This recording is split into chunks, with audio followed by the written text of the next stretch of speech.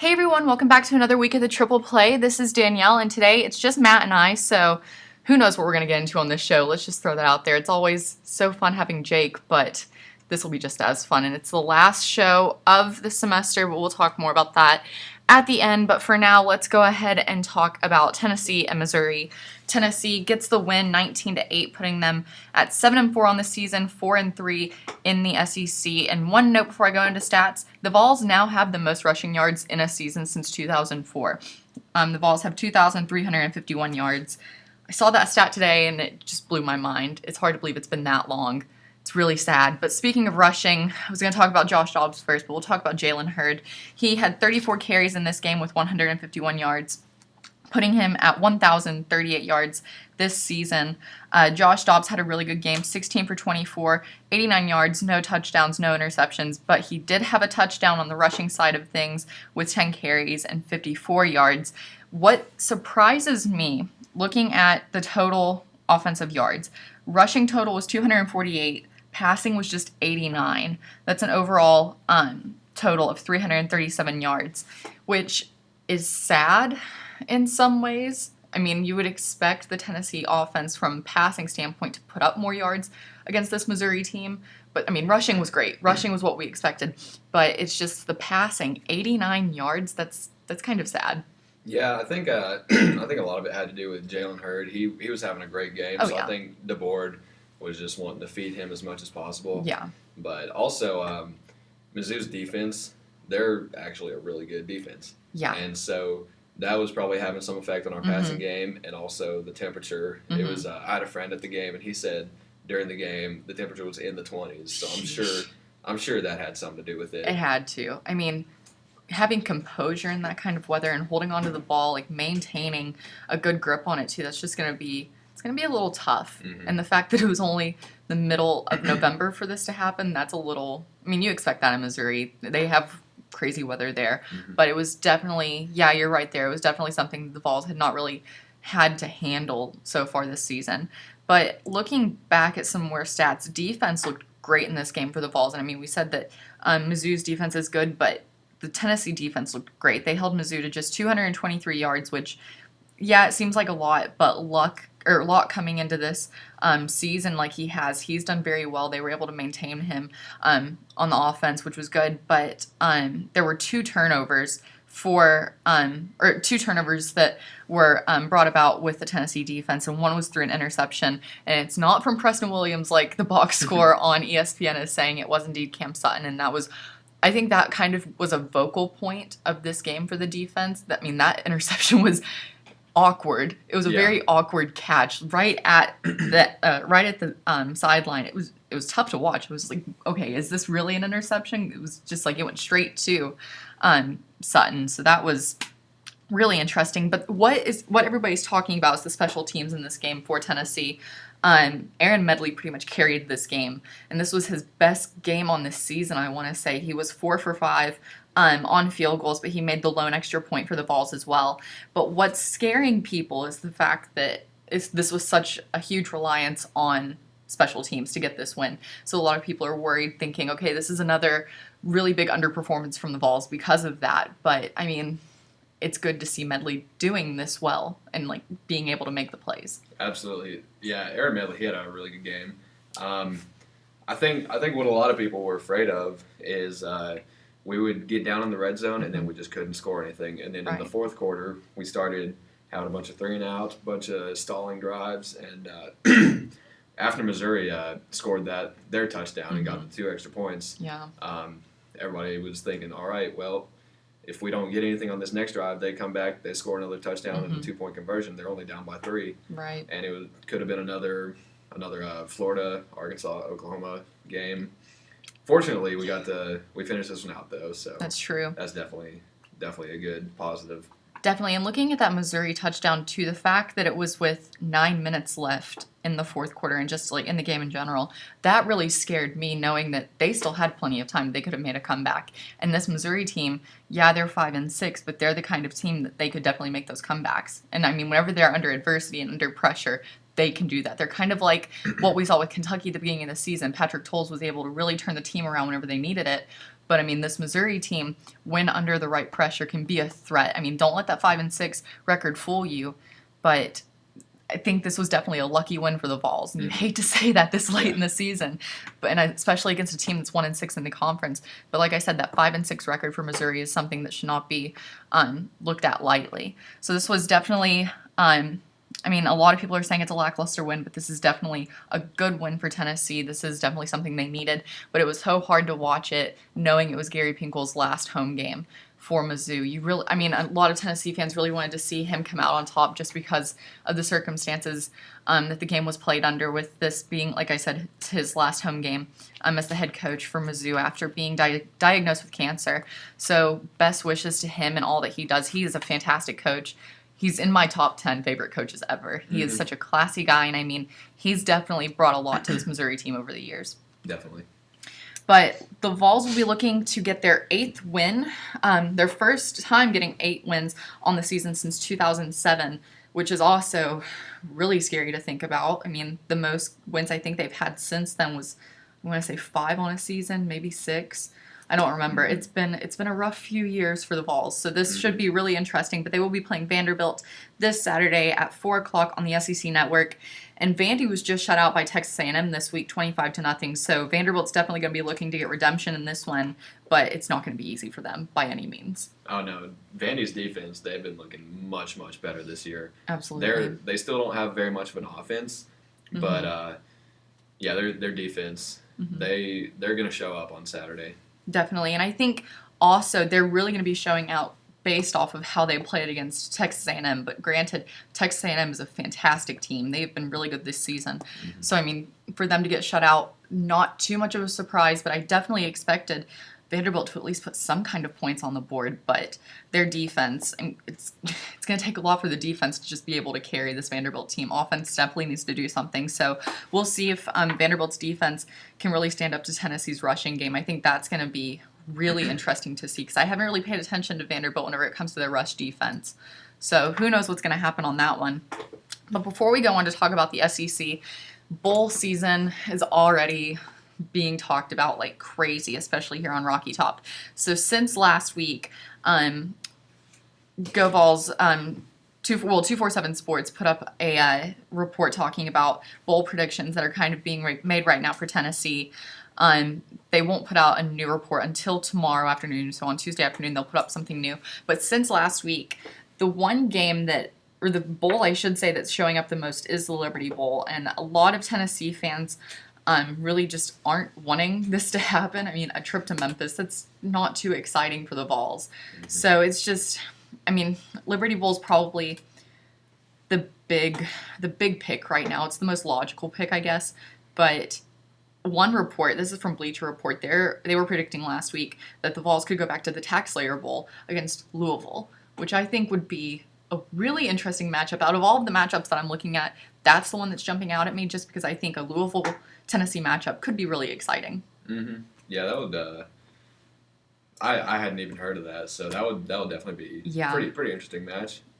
I think another one, I just noticed this one, it's kind of making me laugh. Sports Illustrated was saying that it would be the Outback Bowl against Michigan, and I don't know how Tennessee fans would react playing against Harbaugh. I actually had heard a lot of talk about that one against that opponent, and basically what I've heard from it is that a lot of Tennessee fans, the Outback Bowl is where we want to go, from what I've heard, and against Michigan, that would definitely be a good quality opponent for us to play down there. Yeah, I don't know how the Vols would fare in that matchup, because it would wouldn't be pretty.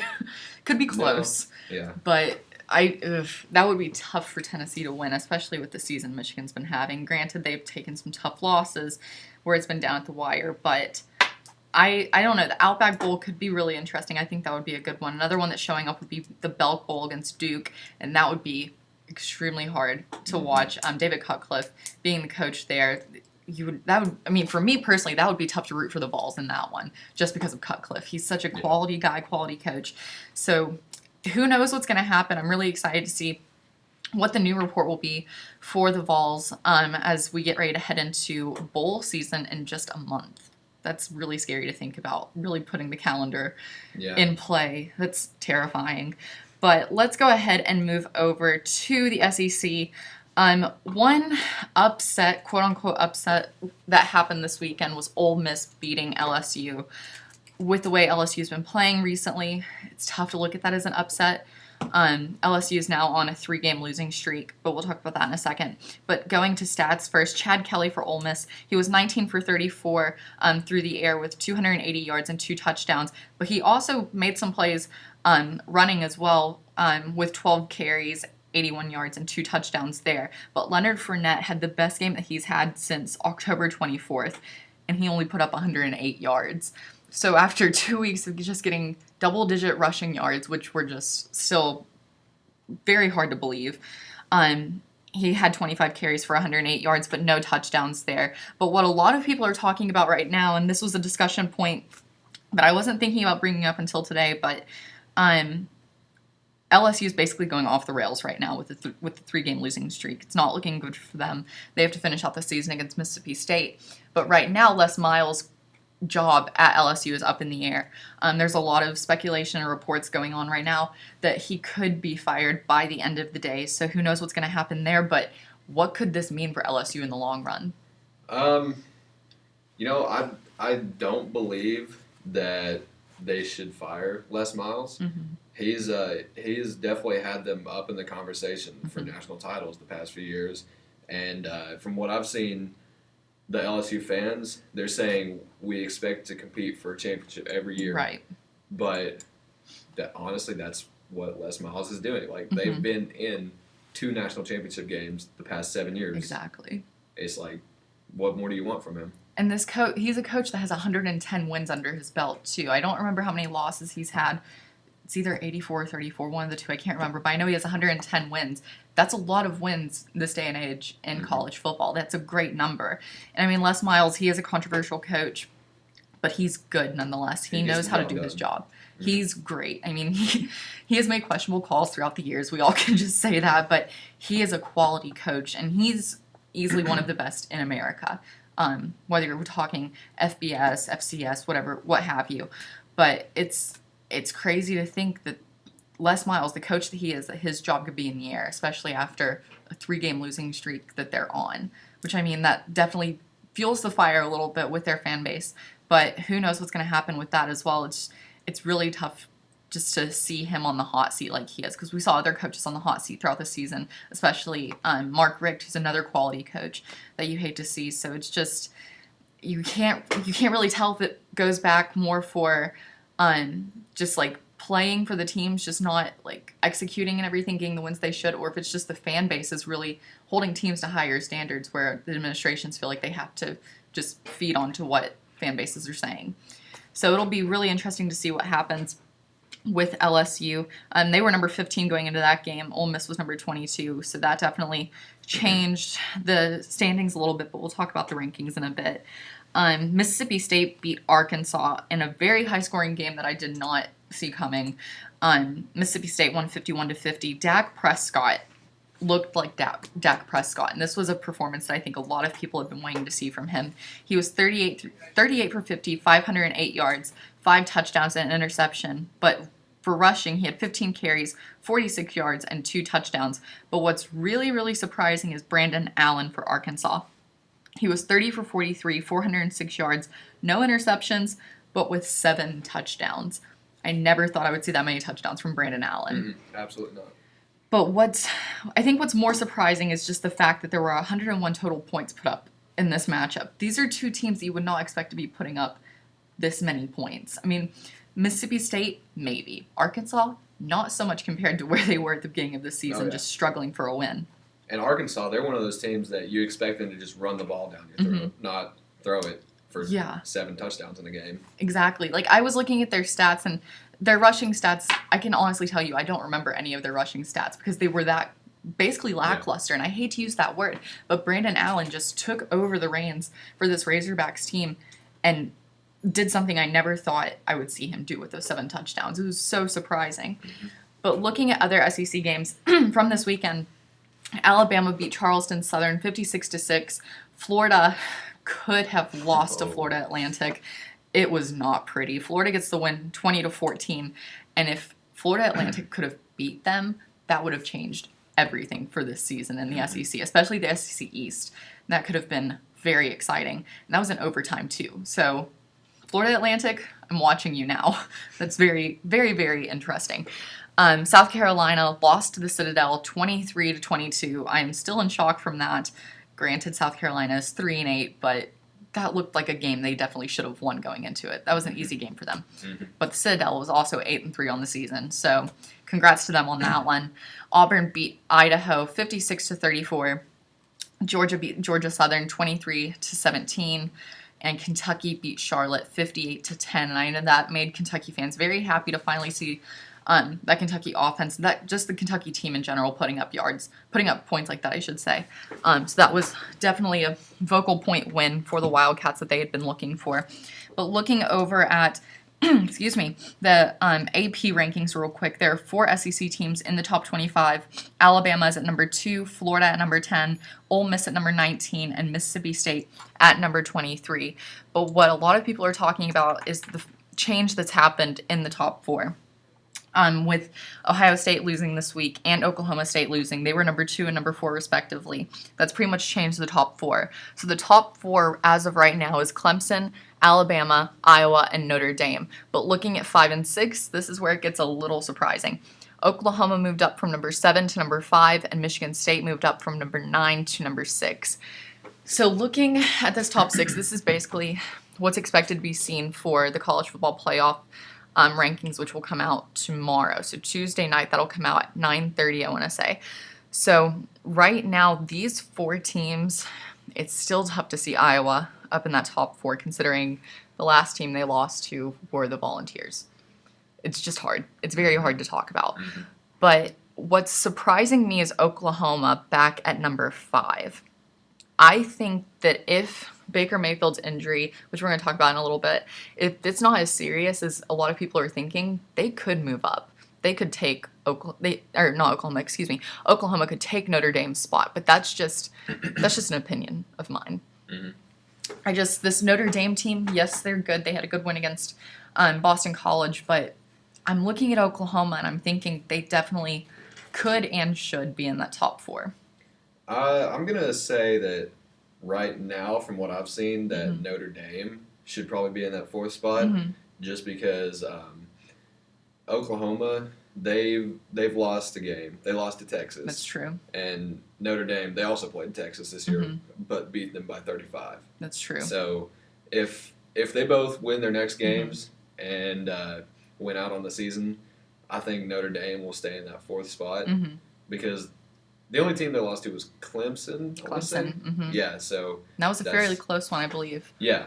So they definitely have shown that they can compete and that they don't have any bad losses on their record. That's true, and I think this Notre Dame team too. The reason they're up so much like they are at number 4, they're doing much better than they have in previous years. This is one of the better teams I've seen since, probably back in the Brady Quinn days, and that's kind of telling you how long it's been. It's been like I think that was 2006, somewhere around that year or something like that. But I don't know. It's really surprising, but also Baylor moved up to number 7, so we could see them potentially moving into that top 6 as well. Who knows at this point? Florida did drop from 8 to 10. That's also surprising. But one team I'm really looking at is Navy. They've moved up from number 19 to number 16, and this is a team that you don't really expect to see Navy in the top 25, so it's good to see them doing as well as they are. But also TCU moving down from 11 to 15, that's another team that you expect to see in the top 10 year in and year out. So it's crazy to see them moving like they are, but Trevon Boykin being out, you really have to play that into their movement down the rankings. But one thing I want to mention really quick, we'll talk about this a little bit more after we talk about the main 2 NCAA games from this weekend, but the Heisman standings as of last week. I'm going to throw this out really quick just so you can remember some names that we're about to talk about. Derrick Henry was number 1 from Alabama. Baker Mayfield from Oklahoma is number 2. Ohio State's Ezekiel Elliott, number 3, Leonard Fournette, 4, and Deshaun Watson at number 5 from Clemson. So just keep that in mind as we get ready to talk about NCAA football, because some things could be changing in that list, and it could be very interesting. But first, we're going to talk about Michigan State stunning Ohio State at the last second, 17-14. And this is another game that we've seen from Michigan State where they didn't have the lead until time expired, which is, this team has a lot of good luck, and it's ridiculous to think about. But this loss is also being talked about because it wasn't much of a surprise going into it. A lot of people have been saying that Ohio State should definitely have a loss by now, and whenever they would play against Michigan State, that loss would come, because up until this point, they hadn't played major teams. They've been playing cupcakes, to be quite frank. So this loss for Ohio State, it's personally for me, I'm looking at it as the game that proves that they shouldn't be as high up in the college football rankings as they are, because they aren't playing anybody. And so whenever they would play against Michigan State or Michigan, like they're playing them in the last 2 games, you expect them to lose these games. But one thing that a lot of people are talking about, and I think this is kind of overshadowing the win for Michigan State, and it's a little unfortunate for them, but Ezekiel Elliott, during the game, like I said, he's a Heisman hopeful. He had 12 carries for 33 yards and a touchdown. But after the loss, he expressed his disappointment in the coaching staff, play calling, and his quiet role in the offense, while also saying, quote, "Honestly, this is my last game in the shoe. I mean, there's no chance of me coming back next year," end quote. But to go along with that, he put out an apology on Twitter today, and this is what his apology said. And like I said, this is on his Twitter feed. It says, I'm sorry for all those offended by the statements made by me Saturday after our loss. My intentions were not to point fingers at anyone for our failure. I was caught up in emotions. I hope everyone can understand how strongly I love this team and this university and how much I wanted to win that game, but I do not regret anything I said. I have given nothing but blood, sweat, and tears for this university and team since I stepped on campus in Columbus, and have always put the team before myself. I don't care if I rushed for 20 yards or 200 yards, but I just wanted to win that game. I agree that it was the wrong time and place to say that I was going to leave after this year, but I am not leaving after this season because we lost that game. I could have told you a month ago that that was going to be my last game in this shoe. As you can see, I was very emotional before the game. Finally, I just want Buckeye Nation to know I am sorry for all controversy and unrest I caused in the past couple of days, but I promise you all will get a focused and prepared team this Saturday as we travel to Ann Arbor. Go Bucks. So, coming off of this and everything that's happened so far, Urban Meyer had a press conference like he does every week, and he was asked about Ezekiel Elliott. And he said that this was also the wrong place for Ezekiel to say those statements and make those statements.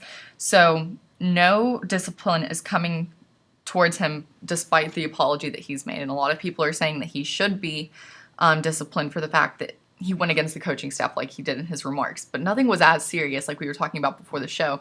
He didn't come out and say, I hate this coaching staff, like they all should be fired or anything like that. He just showed that he's not happy with it, which we see from a lot of college players. So it's just, should there be discipline with what he said?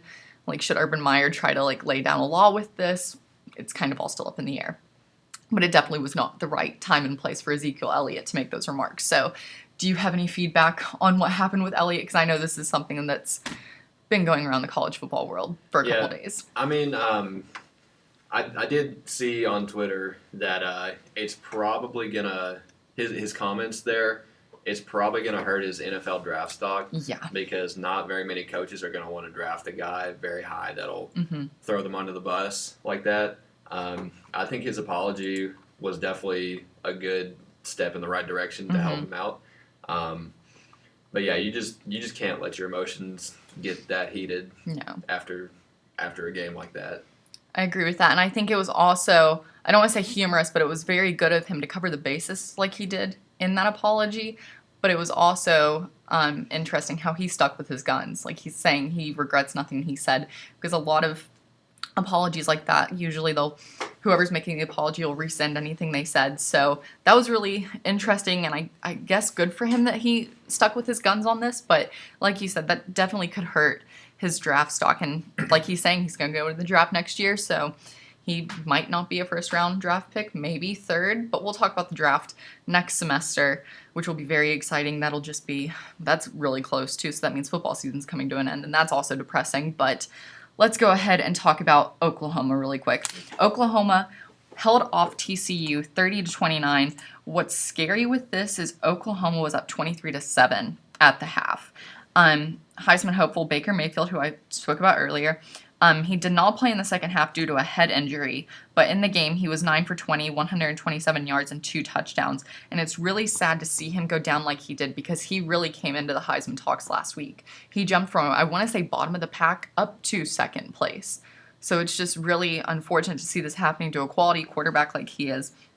But also, TCU kept this game closer than a lot of people expected, especially with Trevon Boykin being out. If he would have been in the game, this game could have gone in a way that was better for TCU, but I mean, it still, maybe Oklahoma still would have won if Baker Mayfield would have stayed in the game too. It's a toss-up with both of these quarterbacks. But this matchup too, I know going into the game, I heard a lot of people saying, well, despite Boykin being out, TCU will still win this. TCU, if they could have made that 2-point conversion towards the end, that would have been really interesting. Not just that they would have gotten a win, but that could have really shaken up the entire college football standings, in my opinion. TCU is a quality team, but so is Oklahoma. So that was a really interesting game. Looking at other games from this weekend, Clemson beat Wake Forest 33-13. Alabama, like I said, they beat Charleston Southern 56-6. So they are in second place. Excuse me, still for the top 25 rankings. Michigan State, like we already mentioned, they beat Ohio State 17-14. That's still blows my mind looking at that score. Notre Dame beat Boston College 19-16. Iowa beat Purdue 40-20. Baylor beat Oklahoma State 45-35. Stanford beat Cal 35-22. Michigan beat Penn State 28-16. UCLA upset Utah 17-9. That's surprising, but in some ways, I'm not too shocked by it. I was looking at UCLA to win that game, but I didn't think that they would hold Utah to just 9 points. Yeah, I was definitely expecting a lot more out of Utah. They started the season off really well, Yeah. but have kind of been on the downtrend lately. They but have I definitely expected them to do a lot more. Yeah, and what's crazy too with them, I want to say that they dropped out of the college football rankings this week. I might be wrong on that. Let me look back. I don't see them anywhere. So, I mean, that's crazy that Utah goes from 13 to not in the rankings at all. But UCLA has also been a team where they were in the rankings at one point and then dropped out. So we could be seeing, they're back at number 22 this week after that win. So that's really very, very interesting. But that's good for the Bruins. That's definitely something they've been looking for in the second half of the season. Florida State beat Chattanooga 52-13. Navy beat Tulsa 44-21. North Carolina beat Virginia Tech in overtime 30-27, and that was also a heartbreaker, being Frank Beamer's last home game for the Hokies after a 29-year career with the Hokies. He's a great coach. He's the first coach I ever saw coach a football game whenever I was an infant in Blacksburg. So another great coach. He's also in my top 10 favorite coaches ever. So wish all the best to Coach Beamer and his future endeavors. Connecticut upset Houston 20-17. Northwestern beat Wisconsin 13-7. Temple beat Memphis 31-12. And Oregon beat USC 48-28. So, like I said, with the Heisman race, a lot of things could be shaking up. Could be shaken up now after this week. With a loss, I expect to see Ezekiel Elliott drop from third, maybe to like fifth, probably, with the margin of loss that they faced in that game. But Leonard Fournette, he's definitely going to be dropping from number 4, probably down to number 7. He's going to be out of that top 5 easily. But Deshaun Watson, I see him moving up. Baker Mayfield, he'll probably move down. But one big jump I'm looking for is Keenan Reynolds from Navy. Right now, he's at the 10th spot. I could see him moving up. I know I already placed someone else at number 7, but he could definitely be a solid number 7, maybe even at number 6. I don't see him breaking that top 5 just yet, but maybe by next week, it could definitely happen. So going forward, we're going to go ahead and look at the NFL. The Titans lost to Jacksonville on Thursday night, 19-13. This was a very slow day for both teams, but that's kind of been the story for the AFC South this season. I mean, the best team, which is the Colts in that division, they're 5-5 on the season. So that's sad. That's really sad. Mm-hmm. Titans are in last place, but Mariota was 22 for 35, 231 yards. But he was sacked 4 times in this game, and he had 5 carries rushing for 29 yards and a touchdown. And Blake Bortles, he actually had not too bad of a day for Jacksonville. 21 for 30, 242 yards, a touchdown, and an interception. But like I said, it was a slow day for both teams. These are the 2 last-place teams in the division. So the question, once again, like every week, is there hope for this Titans team? Because they still just have 2 wins. They're 2-8 on the season. I think it's time to just kind of go for that top draft pick, honestly. Yeah. They've had some close games this year, but I think it's just time to try and get that top draft pick. I agree with that because, I mean, even as hard as they try, I mean, Mariota, he can't carry the team. It's sad to say that. A lot of people were expecting that this season. It looked promising in the first game, but he's not going to be able to carry this team on his own. They really need linemen. Mm-hmm. They really need some size on the offensive line. It's sad. And then their defense, too. They really need to get some guys on there, whether it's in the secondary or right up on the defensive line. It's tough to think of anything that could really help this Titans team right now. They just need a miracle at this point, and maybe it could happen in a first draft pick, I should say. And the Broncos were able to get a win without Peyton Manning. They beat Chicago 17-15. Brock Osweiler got his first career start, and he had a fair outing. He was 20 for 27, 250 yards with 2 touchdowns. And he was also just named the starter for this weekend's game against New England, and that's going to be really interesting. New England's still undefeated. They are 10-0 on the season, or they're 9-0. They have Monday Night Football tonight against the Bills. So they're 9-0 right now, but the question that's being raised is it fair for Broncos fans to go ahead and put all of their faith in Osweiler after this first outing that he had? I mean, this is probably the best outing the Broncos have seen all season from a quarterback, where there have been, I think this is the first game with no interceptions. I might be wrong on that. So, I mean, is it fair for them to put their faith in him right now? For right now, yes, just because of the state that Peyton Manning's in. That's true. Yeah, Osweiler, he looked really good. So I think he did. I think that Broncos fans they do have hope in him that he can kind of carry out their season and maybe bring them a few more wins. Yeah, I think he'll definitely have some extra wins under his belt, but I mean, Sunday it's going to be tough against this Patriots team. I don't really see them losing to the Bills tonight in Monday Night Football because the Bills are 5-4. So it definitely most likely will not be pretty on Sunday. It would be great to see the Broncos beat the Patriots, but that's just going to be a tough one. But looking at games from this weekend, the Lions beat the Raiders 18-13. Colts beat the Falcons 24-21. Texans beat the Jets 24-17. Buccaneers beat the Eagles 45-17. Ravens beat the Rams 16-13. Cowboys beat the Dolphins 24-14. Panthers are still undefeated. They are now 10-0. They beat the Redskins 44-16. All of their wins are looking really easy this season. The Panthers are definitely having the season they've been looking for. The Chiefs beat the Chargers 33-3. Packers beat the Vikings 30-13. Seahawks beat the 49ers 29-13. And the Cardinals beat the Bengals 34-31. And that's really opening up the leaderboard for the AFC North. I know Steelers fans are really excited about that loss because that pretty much puts the Steelers back in contention for that AFC North crown. So that should be really interesting. But the Patriots, like I said, they take on the Bills tonight in Monday Night Football. That'll be at 8:30 on ESPN. And before we sign off, we're going to go to UT Hoops really quick. Since last Monday, the men balls have gone 2-1 in their games. They lost to Georgia Tech last Monday, 69-67. They beat Marshall on Thursday, 84-74, and beat Gardner-Webb on Sunday, 89-64.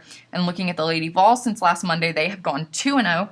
They beat Penn State 74-66 on Tuesday, and then they went on to beat Syracuse Friday, 57-55, and that was much closer than I was expecting. I thought the Lady Vols would really hand Syracuse a big loss, but Syracuse could be a team to watch out for. And so the Lady Vols will be hosting Chattanooga tonight, so Monday night at 7 o'clock on SEC Network Plus, and then Tuesday the men balls will be hosting Army West Point, and that game is at 7 o'clock on the SEC Network. And so that's everything for this show, and this is also the final show of the semester, so it'll be interesting to see how the Vols do with the rest of the season, what happens whenever the bowl season rolls around. So by the time we come back, it'll be looking forward to baseball, talking about the end of the NFL season, and then we will also have SEC play starting for the men Vols and Lady Vols basketball teams. So for now, happy Thanksgiving, Merry Christmas, Happy New Year. I think that's all of them. Happy bowl season. So until next semester, this is Danielle Whaley signing off for the Triple Play. We will see you in January.